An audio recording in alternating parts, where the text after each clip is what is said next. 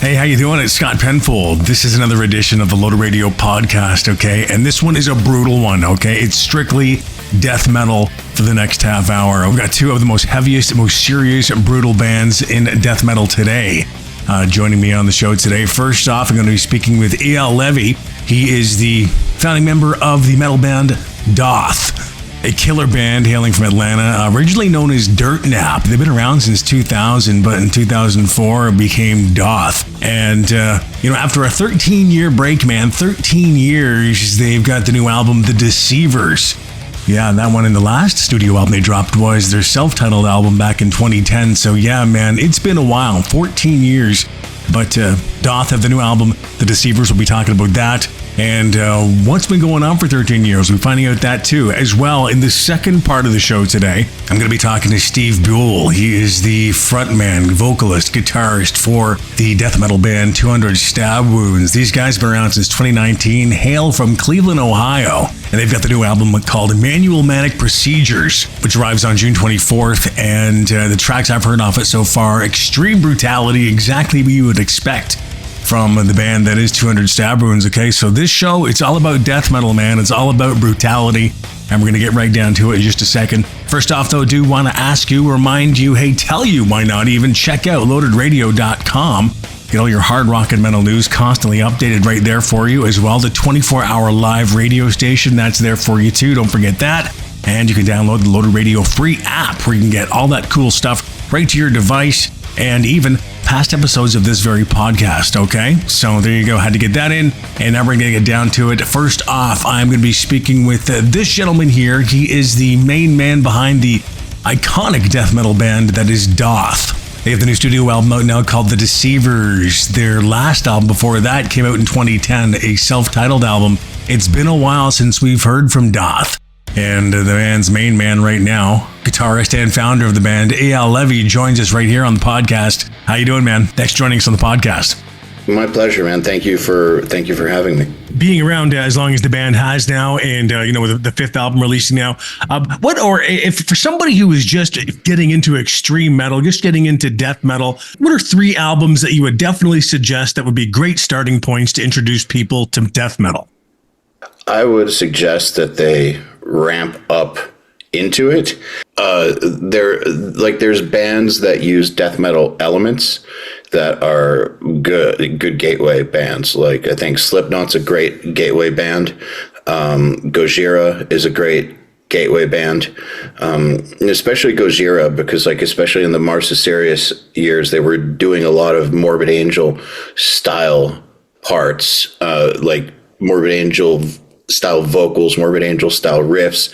And if you can take that, then I would suggest progressing into probably something modern, like Archspire, where it's extreme, but it's still very easy on the ears, in a way.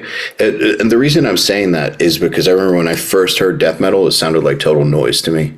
I remember the first time I heard Cannibal Corpse, I didn't understand what was going on. Yeah, it was like,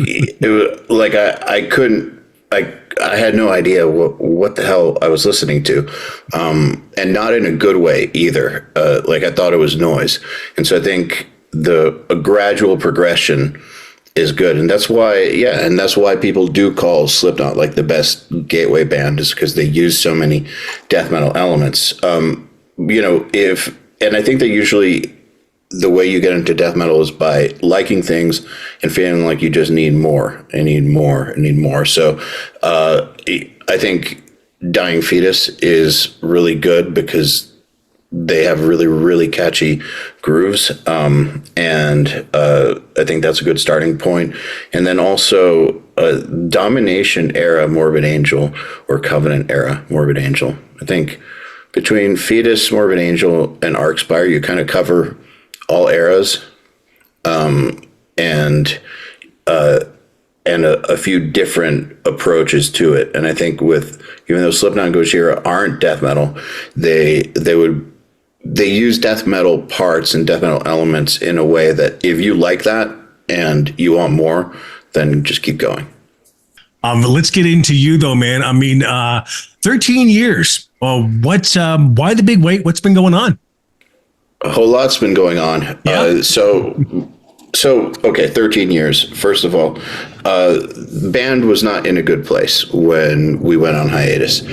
I mean, no band is in a good place when they go on hiatus. It's very much like no couple that's happy gets divorced. So Sure. things were bad, and none of us saw a future in it at that point in time. And so we kind of went our separate ways. Most of the last lineup ended up joining Chimera. I went to a studio called Audio Hammer and was producing metal bands, or assisting producers, producing metal bands full time. Then I went ahead and I started 2 online schools, one called URM Academy for metal producers and one called Riff Hard for metal guitarists, and have just kind of stayed in the scene this entire time. I will say that the whole time I was pissed about us being on hiatus. Like, I never got over it. It wasn't my idea to go on hiatus, and why it took so long was because I kind of believed that I needed to do it with a certain lineup. Like, I felt like I couldn't do it with other people. And so I kept trying to restart it, and it was just not working.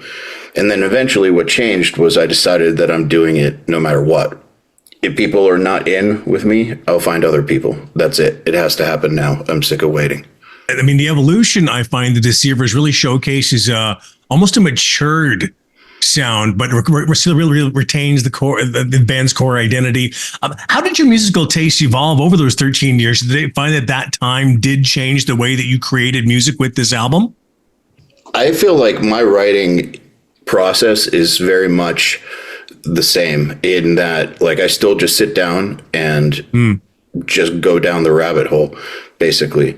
Yeah, I know how to do more things, and yeah, I think maybe my tastes are a little more sophisticated, but it's still fundamentally me going down the rabbit hole and then taking ideas from other people and incorporating them. I think, though, that because of what I've done between producing bands and doing URM. So URM, we have this program called Nail the Mix, where every single month a different metal mixer will show how they mixed something awesome. Like, for instance, Machine mixing Lamb of God Redneck. So we license the tracks of Redneck from the label, give them to our students, and Machine will go through the mix and show how he did it.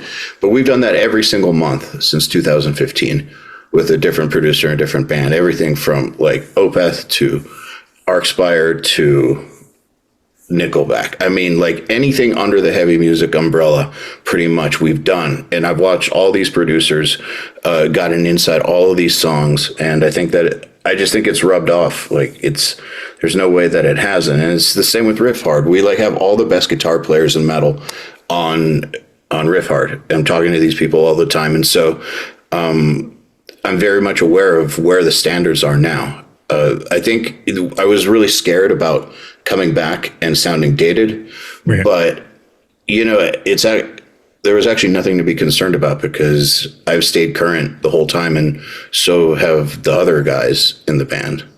So even though they're new, like, everybody is doing something current. So I think that's a big part of why it's working and why it sounds like it's of this era, as opposed to like some weird throwback stuff. The lyrical, the concepts when it comes to the band, it's always been a very dark concept sort of a band. I mean, it's sort of goes part and parcel with the music. What are some of the ideas explored in the Deceivers, and what inspired some of these lyrics? Well, the lyrics are pretty much Sean, but I have a big hand in what direction we're going and what the overall theme is. And we were, conversations that we were having a lot while putting the record together was, when we'd vent to each other about things that had happened over the past 10 or 13 years, like a feeling of being lied to a lot, or of trusting the wrong people, or of just being deceived. And I don't mean necessarily like in the band. I just mean that that's just something that we connected on a lot, and that fit well with the themes of our other albums, which are about basically what obstacles in your path. And so this time around, though, a lot of it does have to do with people putting obstacles in your path and figuring out a way around them or through them anyways. And sometimes you put the obstacle in the path for yourself, but still figuring out a way to overcome it. That's kind of a recurring theme through this. But definitely, we've been feeling like we've been lied to a lot. I think that that's kind of a universal thing. And even getting into the musical aspect, I think about Daath. I mean, you guys have always had this cool thing where, I mean, you've had the brutality, yet the technicality still holds through very well there too. What is the writing process? Is it something like you sit down, you come up with riffs, you bring it to them, or do you guys actually get in a room like the old days? What's the creative process? There's no getting in a room with this stuff. No, I don't think like this stuff. It's way too complicated. I mean, the first time we ever played in a room together was when we shot those music videos and rehearsals for that. It just wouldn't work, and the writing process is way too forensic to really do it in a room. Like the in the room environment is so loud, and there's so many details you miss because you're both focused on playing and deciphering that you can't. It's hard to be like really, really creative with our style of music. I think if you play more simple kind of stuff, it can work for sure. And there's a magic to it. But for us, it's I will sit down with a guitar and a blank computer screen and just start writing, basically. Or I will be doing something like practicing guitar, and I just call it the light bulb comes on. And so when the light bulb comes on, I just try to recognize that it's on. I don't know how to describe it other than it's on. Yeah. And then at that point, I just start trying to basically record everything that's coming to me as quickly as possible and trying to keep up with the speed of the ideas. Other times I'll sit there and try to get the light bulb to come on, and that's hit or miss. But basically trying to get to that state where creativity is actually happening. And then once we have something at any stage of completion, that's where the other guys come into the equation and start giving their parts or feedback or concerns or whatever. And I really, really trust these guys. Yeah. They're incredible. Every single musician in the band is an incredible writer, an incredible player, and has like really, really great taste. So I'm kind of counting on their input and what they bring to the table to take what I do from pretty good to amazing. Right. So once I kind of do the initial seed and initial vision, it becomes very, very collaborative. A lot of sending files back and forth. I mean, a lot. The band holds such a, in my opinion, such a significant place in the death metal scene. I mean, how do you guys feel? I mean, well, and you in particular, how do you feel about its influence, about its legacy, and what are your hopes for the new album? Dude, it's weird. It's so weird because I call it 1.0 and 2.0. 1.0 was really awkward, where other bands loved us. And like, I remember going to the Golden God Awards one year and being up in the VIP room, and some winner came up to me and was like, "Hey, we just won for the song where we ripped off a daath riff." Yeah. And hearing stuff like that all the time, like the daath riff idea was something that was spreading among the bigger bands, and we always used to say that we're your favorite band's favorite band. But with the audience, the audience just didn't normally connect with us back then. And so it was really, really frustrating overall. It was a lot of frustration. Through the hiatus, though, it seems like appreciation for it grew. the fan base grew and grew, and what we realized was the diehards from back then like never gave up on the band, which is crazy. It's awesome. And I think that the audience evolved. Like, people's tastes are more sophisticated now than they were back then. And the kinds of things that we were trying to do or doing back then, which were just getting strange looks, now is, I don't want to say that it's like cookie cutter or anything, but it's like part of I think the audience is ready for it now. And I think that the reaction to our new stuff kind of shows that. Because, yeah, I think our new stuff is better than our old stuff. I think it's more sophisticated, it's more intense, et cetera, all that stuff. But we're still doing all the same elements we've always done. I know we have louder orchestra now, but we had orchestra on other albums also. Yeah. Like, we've had all these elements on all the albums pretty much, to differing degrees. So I think that the audience is now in a better place to receive it. And so I have heard many, many times from musicians I look up to that we're like one of their biggest influences. And that always blows my mind and blew my mind. But hearing that over and over and over and over for like a decade after we broke up, like, I kept thinking, that's awesome. It's flattering. It would be nice if the crowd, if like the audience also cared. Right. So it seems like it's different this time, just based on the initial reaction to the record. So hopefully it goes well and allows us to make many more records and continue on the path that we should have been on in 1.0. Well, obviously, I mean, the next question, but now being that the album is dropped, is there going to be, is there any touring plans? You guys going to be hitting the road? But what are you going to be doing in support in the live way? We will be. We don't have something planned now, but we are planning something, if that makes sense. We have worldwide booking, and we're working on offers, but we have to be very selective about this, because 2 dudes live in Austria. Right. Wow. Yeah, 2 live in Austria.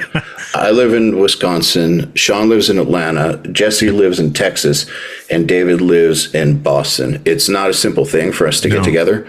We have this experience of what it's like to tour with the wrong packages. Yeah. So we want to make sure that when we tour, there's a really, really good reason to do it, and it'll be more special that way too, I think, for the audience. So we will tour. When is the question? And to support the album, well, we're going to be putting out more music videos. There's an instrumental version of the album coming out in late June. Several different things are still going to be happening with the album. And we're going to be pushing it for a while. And hopefully tours will happen later this year or early next year. Awesome, man. Thank you so much for your time. And again, hopefully you do see you out there soon. And yeah, all the best, man. I'll talk to you again someday. Likewise. And all right, have a good one. All the best. Take care. All right, and that was Eyal Levi from the band DÅÅTH.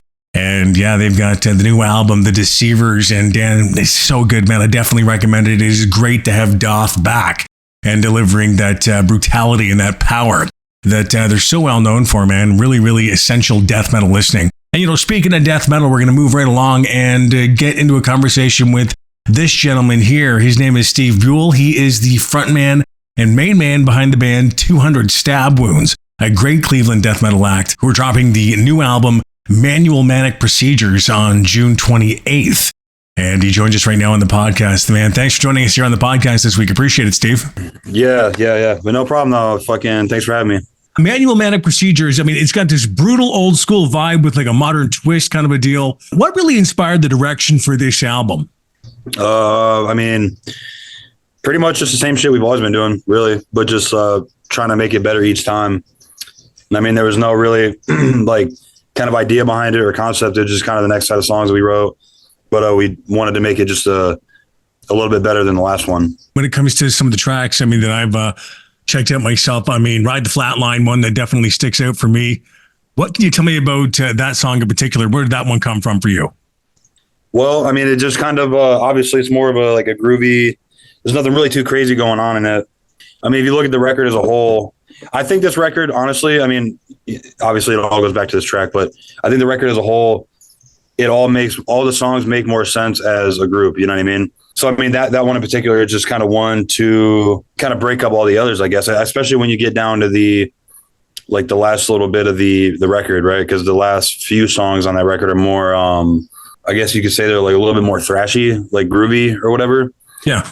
And this one's more just like heavy groovy, you know what I mean? So it has that same concept, but you know, it's just something to kind of give the album a little bit more texture as far as you know, the direction we're going in on this record. So it just adds a little bit more texture, a little bit more flavor, and lyrically, I know that one was kind of inspired by the shit that happened in Ohio a couple years ago with the train derailment and all the chemicals burning and going into the river and contaminating the water and stuff. So that's what the lyrics were inspired by.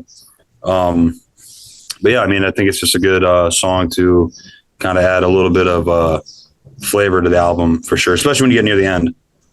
Yeah. So, I mean, is the album really meant to be like consumed from front to back? Like, you know, and like not really put on like say random mix, but like this is meant to be, you know, like listened to like an album should be. Yeah, I mean, for me personally, yeah. I mean, there's certain songs you can pull off this record. I mean, like Hands of Eternity is like a really good song, you know, alone.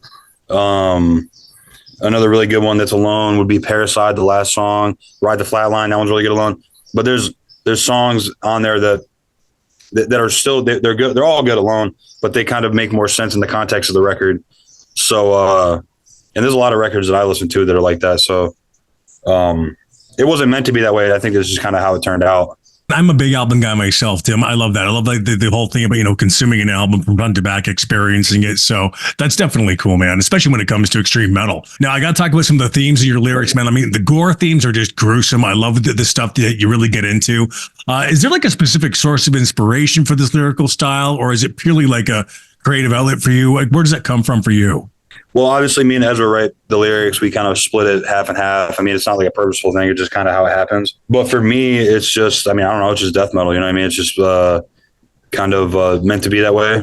I mean, the only thing I can really quote is Alex Webster from Cannibal did an interview, you know, a long time ago where he's like, you know, if you're going to do violent music, you got to have violent lyrics to fit that, to complement it, you know? So there's no really source of inspiration for me personally. I mean, not like movies or anything, or, you know, anything really in particular that I could point out, but obviously we draw inspiration from stuff like that as far as like the vibe goes, but nothing really in particular.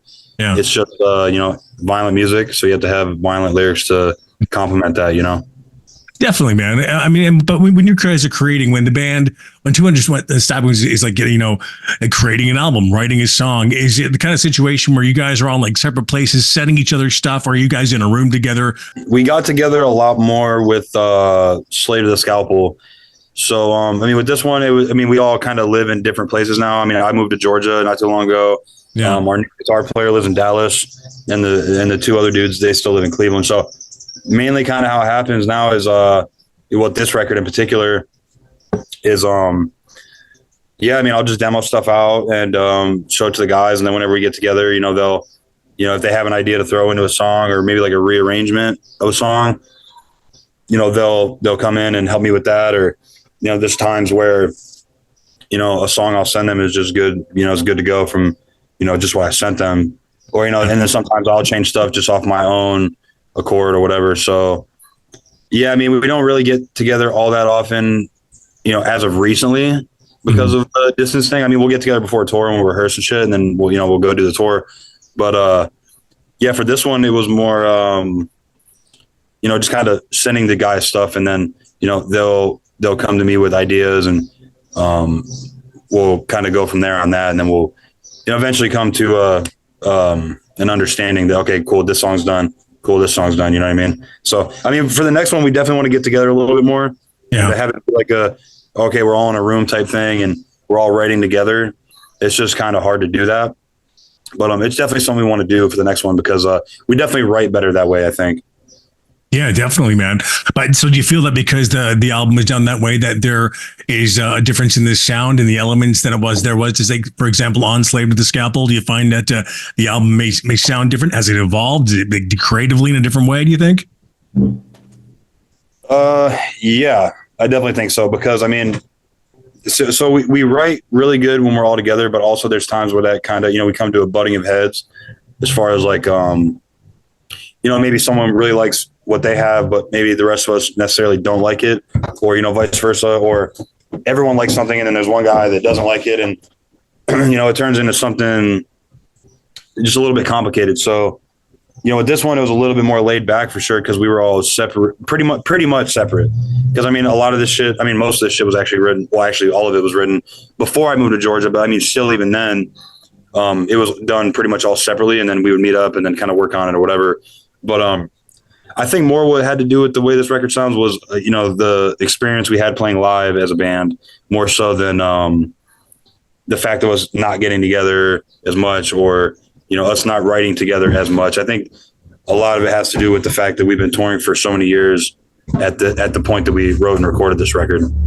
Despite the intensity of the album, I mean, there's a strangely kind of a catchy quality with the Manual Manic Procedures. I mean, do you find like yourselves like, striving for that balance between, bringing that brutality that's expected with death metal but also, kind of going for those hooks, going for that memorability as well? Yeah, I mean, the catchy stuff's more fun for sure. I mean, you can hear that on Parasite, the last song. It's catchy. It's got hooks and it's got fucking, verse, chorus, verse type shit going on. Even Hands of Eternity has that same kind of thing too. So it's just really more of a thing for us just to have more fun and to just kind of have a little bit more structure to the songs, as opposed to riff salad like we're known for. Yeah. So, I mean, yeah, it's just a fun thing for us to do. And it's definitely something we're going to, continue to try to experiment with, but it's not going to be an overkill type thing though. Going back to the early days of the band, really getting back to when things were going on, Cleveland has a rich history of heavy music itself. How did the local scene that you guys started in, how did that really affect the way you guys were formed or came together as a band and the sound of your band? As far as the sound goes, not too much, because I mean, we were all pretty much playing in bands, prior to this band. So, I mean, the sound, not too much, because there's not really like a Cleveland death metal sound, or like even really like an Ohio death metal sound, really. I mean, because all the bands from here really sound different, But I mean, yeah, for sure. I mean, all the bands that we grew up going to see in Cleveland definitely inspired us, but it didn't really affect our sound at all. But as far as like the way the band got together and, our first show ever was in Ohio, so with a bunch of Cleveland bands. So, I mean, as far as like as a band, for sure, definitely helped, because, pretty much one of the first shows that happened after, everything opened back up, kind of, not really. I mean, honestly, now that we're talking about it, but one of the first shows that happened was us and Bog.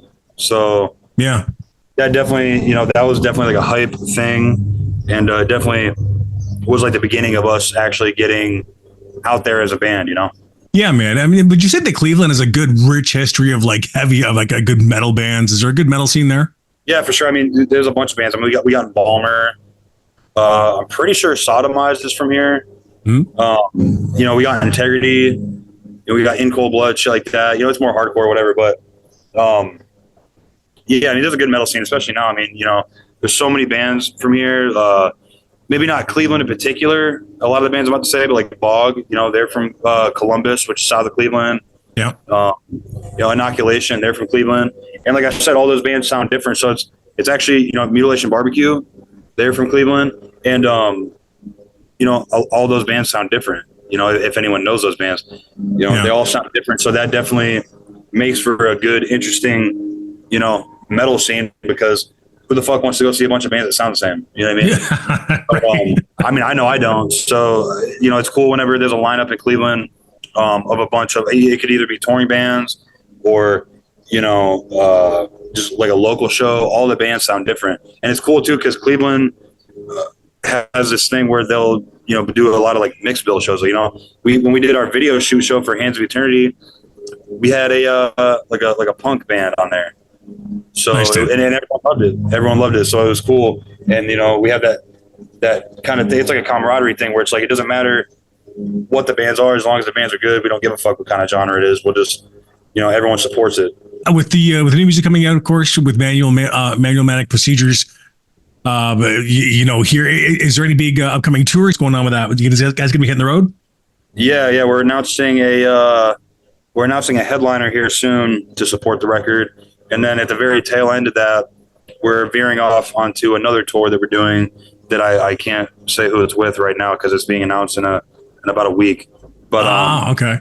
But yeah, we do have a headline tour, planned around that, and that'll be in late summer. So it'll be about a month and a half after the record's out that we're going to go out and support that record, and then we go back to Europe in the fall with Gatecreeper. So that's our second time in Europe in 1 year. So that's going to be really good for us. That's pretty much all we have planned right now, and I'm sure we're working on something right now for early next year, which is actually a huge tour, but I also can't say who that's with because it's not confirmed yet. Okay. But we're already getting into next year at this point. So the plan is to just go on tour for probably the next year or so and support this record, and then probably just continue to write another record. When you're not, channeling all this stuff into 200 Stab Wounds yourself, Steven, like, what do you dig doing, man? Like, what are you doing outside of 200 Stab Wounds? What do you like to do, man? I like drinking beer. And, nice, dude. Yeah. Let's see what else. I don't know, dude. I just kind of hang out. Just fucking lay low. I don't really do too much.